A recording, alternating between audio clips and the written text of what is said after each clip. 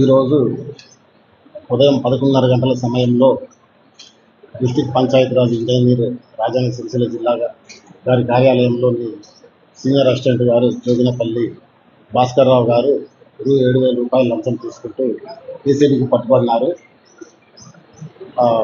బాధితుడైన వెంకన్న, ఈయన గ్రామము లింగన్నపేట, గంభీరావుపేట మండలము. ఈయన 2021 నుండి స్టార్ట్ చేసి 1.5 years క్రితము కబరస్థాన్కి కాంపౌండ్ వాల్ నిర్మించినాడు.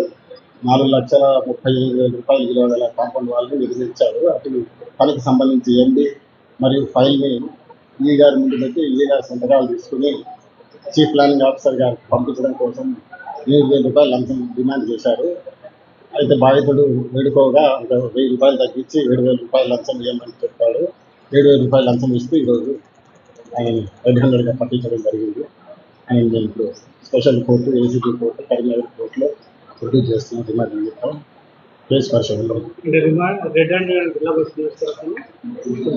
పైసలు లంచం ఇచ్చి ఆయన ఎప్పటిలాగే మేము నోట్ల నెంబర్లు రాసుకోవడం కలెక్ట్ చేస్తూ అంత ఉంటుంది. రెడ్ హ్యాండెడ్గా అంటే ఆయన పైసలు ఇస్తారు, ఇచ్చొచ్చి నాకు సిగ్నల్ ఇస్తారు. బిల్లు 4 నెలల క్రితం వీళ్ళకి వచ్చింది. 5 రోజుల దగ్గరికి 4 నెలల నుంచి తన దగ్గరే పెట్టుకున్నారు లంచం గురించి.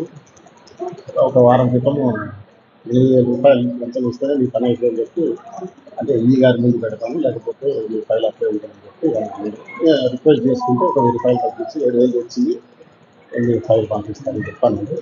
ఈరోజు 7,000 లంచం ఇస్తూ పట్టించాను.